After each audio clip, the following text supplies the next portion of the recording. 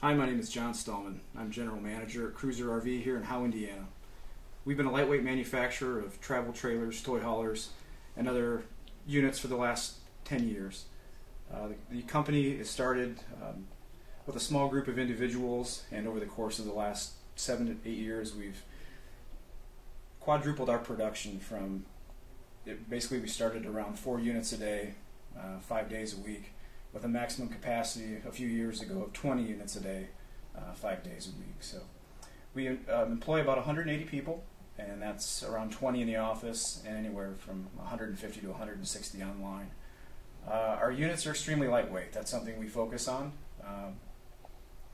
We have floor plans that vary from length from 13 feet up to 32 feet. So we have a wide variety of floor plan offerings, as well as individual characteristics. We offer 4 different series: the Shadow Cruiser, the Fun Finder, the Fun Finder Extra, and the Viewfinder. And within those 4 different series are a lot of different amenities. But one thing we focus on all 4 series is quality. We do most of our work in-house as far as CNC countertops, lamination. We have 2 different laminating equipments. We have a hot melt reactive system as well as a bag press. The side walls are all laminated. The roof is laminated. It's a completely laminated structure except for the floors. The floors are framed aluminum in most of our series with high quality plywood decking on top. And the standard features inside are probably top of the industry within the country. Recently we decided to partnership with Cell Caravans from Australia, Graham Ryland and his associates, and we feel that our product is a good representation of what we can do and what we build for them.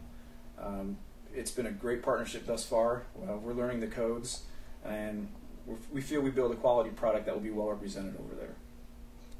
What are some of the things you've done to sort out compliance for Australia? What are some of the things you've had to change for Australia?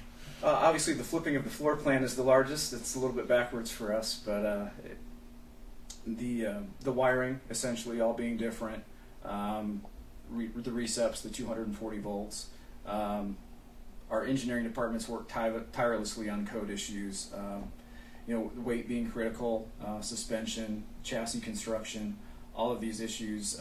The nice thing is, a lot of those issues we've already addressed here in the States on our product, so some of that was seamless in the transition to the Australian product. Fit and finish is another one, as well as some of the amenities inside. The appliances, a little bit of an upgrade from what we run here. And the light package, I'd say that there's some different lighting requirements. Tell us a little bit more about your green certification.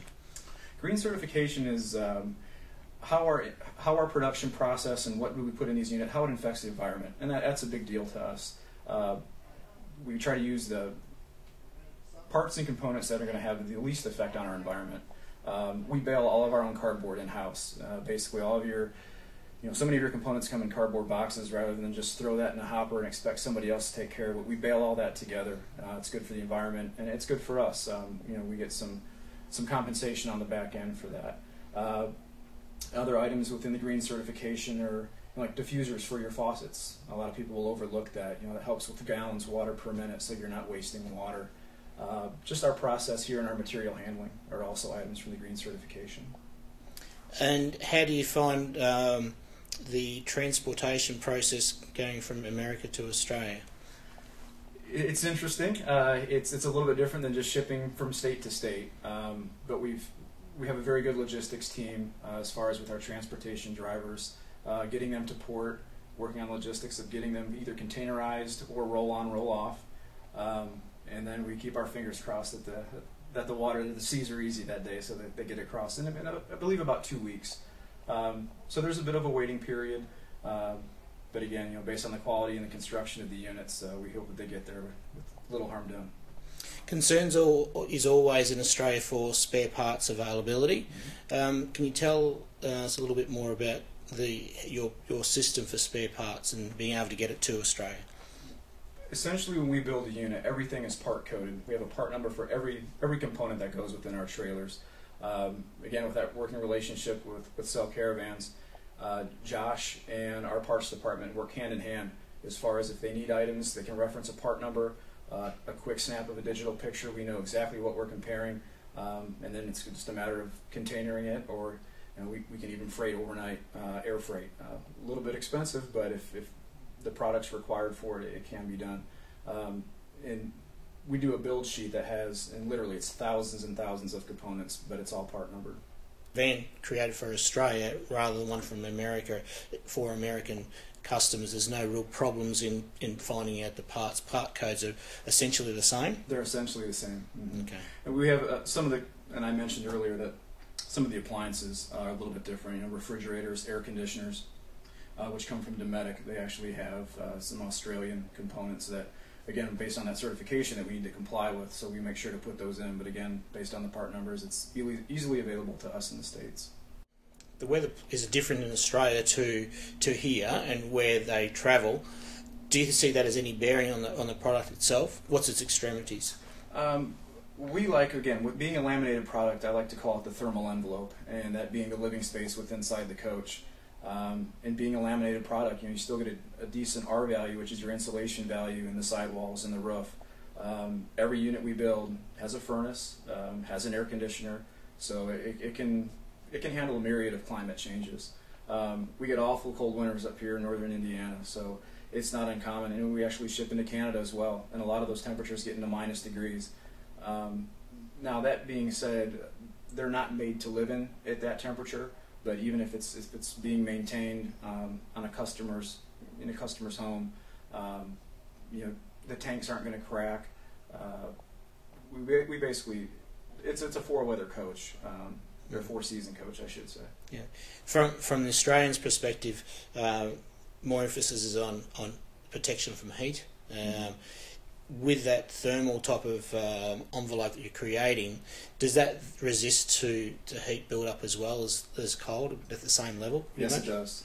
We use a vinyl product on our roof material, which the puncture rating or the warranty for that is 10 to 15 years. So it's a very durable product. It's very light, so it refracts more light instead of absorbing it, as well as heat. And again, yes, that thermal envelope, that roof being, it's a crown roof, so you have essentially 3.5 inches at the top side, as far as what's being absorbed or reflected in heat, and heat lost inside, or air conditioning lost, I should say, on the inside. That maintains those cooler temps as well from the inside of the coach. As far as our employees, we do a lot for the local area. Most of our employees are within the local area. They travel maybe 20 minutes at the most to come work at our plant. And the nice thing is turnover is at a minimum for us. We've got a lot of guys here that have worked here for 10 plus years, or when our doors open. And the nice thing is that's a broad range of folks, from younger to older. We have a nice cross section of we have several Amish people working here as well, so added craftsmanship. And the nice feeling is it's the feeling of a family, whether it be the office personnel or the production. It's a great group of people. Everybody's trying to help the other person out, and the end result's a quality product. And how has the workforce reacted to doing caravans that are going to Australia? And it's funny, especially when we mentioned the flipping of the floor plans. Commonly, as the units roll down the line, the door is always on the same side. I remember the first run of Australian units we ran, guys kept trying to walk to the other side of the unit and looking a little, where's the door? The door's on the wrong side. But no, it's been a nice challenge for the guys. Everybody's readily accepted it. And it offers a new little brand of excitement that they're not used to. It's something new and exciting and different, and that's good for us. Do you think there's a few people want to come to Australia now? I think several people would like to come to Australia. I being one of them that would like to come and see our coaches being used and people enjoying them. Well, we hope that can happen soon. Thanks, John. Thank you.